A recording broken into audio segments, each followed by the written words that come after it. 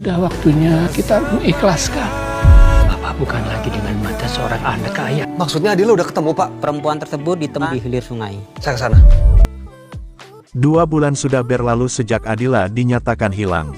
Waktu terus berjalan, tapi bagi Trian, hari-hari terasa seperti berhenti di titik yang sama. Pak Samsul berkali-kali mencoba menasihatinya agar belajar ikhlas. Bukan karena tidak peduli, melainkan karena ia tak ingin Trian tenggelam terlalu dalam kesedihan. Kehilangan bisa menghancurkan seseorang pelan-pelan tanpa disadari. Pak Samsul hanya ingin Trian tetap waras, tetap berdiri, tetap hidup. Namun di dalam hati Trian, ada keyakinan yang tak pernah padam. Ia merasa Adila masih hidup. Entah dari mana datangnya perasaan itu, tapi ia menggenggamnya erat seperti satu-satunya cahaya di tengah gelap. Justru karena itulah ia memilih bangkit. Bukan bangkit untuk melupakan, melainkan bangkit demi keadilan untuk Adila. Kesedihan yang dulu membuatnya hancur perlahan berubah menjadi tenaga. Trian membangun perusahaannya sendiri dari nol. Ia menyusun strategi, mengumpulkan orang-orang yang ia percaya, dan bekerja siang malam. Semua dilakukan bukan hanya untuk membuktikan dirinya mampu berdiri tanpa nirwana, tapi juga untuk membalas orang-orang yang telah menyakiti Adila dan merusak keluarganya. Dendamnya bukan sekadar emosi, melainkan tekad yang terarah.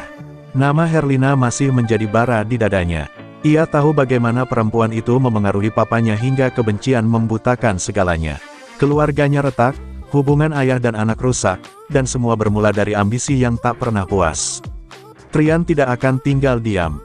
Di saat ia mulai stabil dengan langkah barunya, takdir seperti memainkan kejutan. Sebuah telepon masuk dari tim pencarian yang selama ini diam-diam masih bekerja. Suara di ujung sana menyampaikan kabar bahwa ditemukan seorang perempuan. Ciri-cirinya sangat mirip dengan Adila. Jantung Trian seakan berhenti sesaat. Dunia yang terasa beku mendadak bergerak lagi. Harapan yang sempat ia simpan dalam-dalam kini muncul ke permukaan dengan kuat.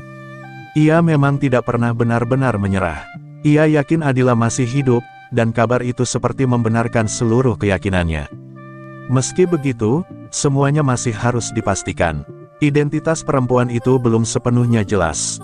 Tapi bagi Trian, kabar tersebut sudah cukup untuk membuatnya bernapas lebih lega. Ia merasa hidupnya kembali menyala. Ia semakin yakin bahwa perjuangannya tidak sia-sia. Ia tidak salah mempercayai hatinya sendiri. Di sisi lain, situasi di perusahaan Nirwana justru memanas. Herlina masih ngotot ingin menjadikan Andra sebagai CEO. Ambisinya tak pernah surut. Ia merasa inilah saat yang tepat untuk menguasai semuanya. Namun Cahyadi tidak semudah itu diyakinkan. Meski hubungannya dengan Trian merenggang, ia tahu betul siapa yang selama ini membawa Nirwana pada puncak kesuksesan. Cahyadi sadar, perusahaan itu dibangun oleh mendiang ibu Trian dengan kerja keras dan nilai-nilai yang kuat. Dan selama ini, yang paling memahami roh perusahaan itu adalah Trian sendiri. Andra mungkin punya kemampuan, tapi belum tentu punya jiwa yang sama. Keraguan itu terus menghantui Cahyadi. Aditya bahkan berusaha menjelaskan kepada Herlina bahwa Cahyadi sebenarnya masih berharap Trian yang kembali memegang kendali. Bukan karena perasaan semata, melainkan karena fakta bahwa Nirwana berkembang pesat di tangan Trian.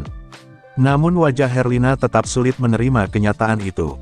Ambisinya sudah terlalu jauh melangkah untuk mundur. Sementara konflik bisnis terus bergulir, sebuah rahasia lain perlahan terbuka. Naura bertemu dengan Nathan dan menyampaikan sesuatu yang mengejutkan.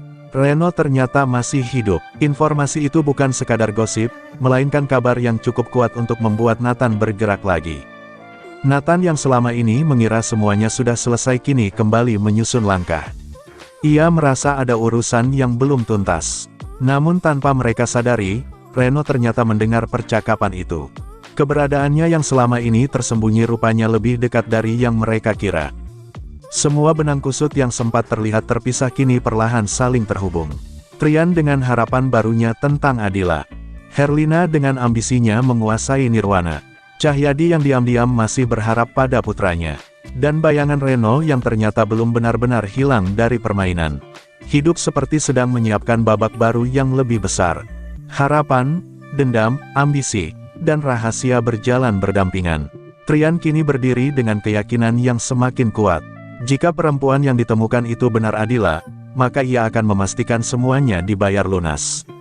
Bukan hanya demi cinta, tapi demi harga diri dan keadilan. Dan jika takdir memang sedang mengujinya, Trian siap menghadapinya. Karena kali ini ia tidak lagi berdiri sebagai pria yang hancur, melainkan sebagai seseorang yang sudah bangkit dengan tujuan yang jelas.